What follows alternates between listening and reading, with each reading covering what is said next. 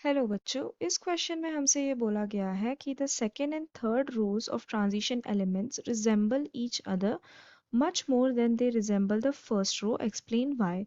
तो हमें ये बोला गया है कि जो सेकेंड एंड थर्ड रो होता है ट्रांजिशन एलिमेंट का, वो एक दूसरे से काफ़ी सेम होता है। तो अगर हम देखें तो यहाँ पे हमारे पास 3D सीरीज के एलिमेंट होते हैं, 4D सीरीज के होते हैं, 5D सीरीज के होते हैं। ठीक है। और यहाँ पे समझ लो, यहाँ पे हमारा स्कैंडियम है, यूट्रियम है एंड लैंथेनम है। तो यहाँ पे ये फर्स्ट रो हो गया, ये वाला, ये हो गया सेकेंड रो एंड ये हो गया थर्ड रो।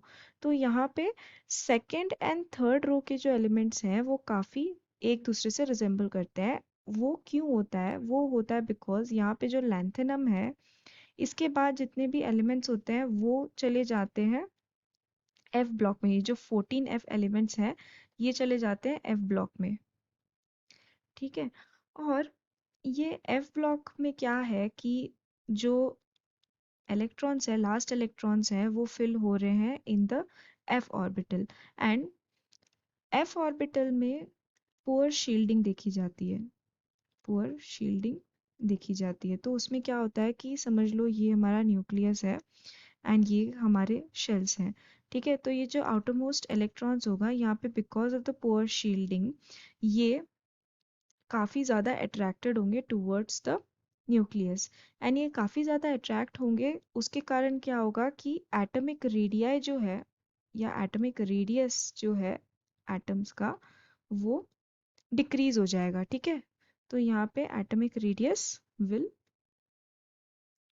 डिक्रीज। तो इसके कारण क्या होता है कि यहाँ पे जो हाफनियम आता है, उसका जो एटॉमिक रेडियस होता है वो काफ़ी कम होता है। अगर हम ऊपर देखें, यहाँ पे जिरकोनियम है। ठीक है। तो इन दोनों का जो है, जिरकोनियम एंड हॉफनियम का लगभग एटॉमिक रेडियस सेम ही होता है।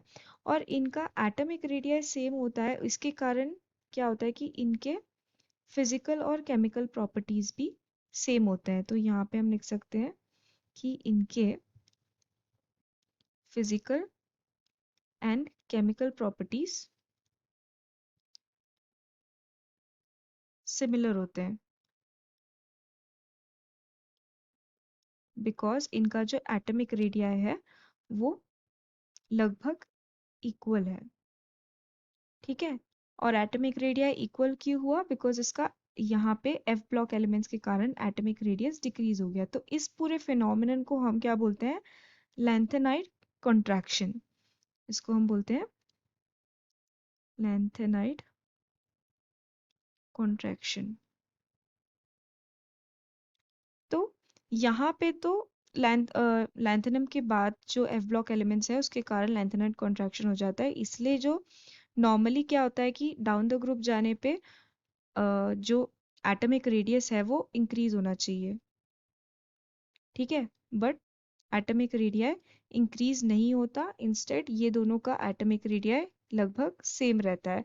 तो इसलिए जो सेकेंड एंड थर्ड रो के जो एलिमेंट्स हैं वो काफ़ी एक दूसरे से रिजेंबल करते हैं, वेरस ये जो फर्स्ट रो के एलिमेंट्स हैं ये अपने हिसाब से चल रहे होते हैं, जो ये जो मैंने रूल बताया उस हिसाब से। ठीक है।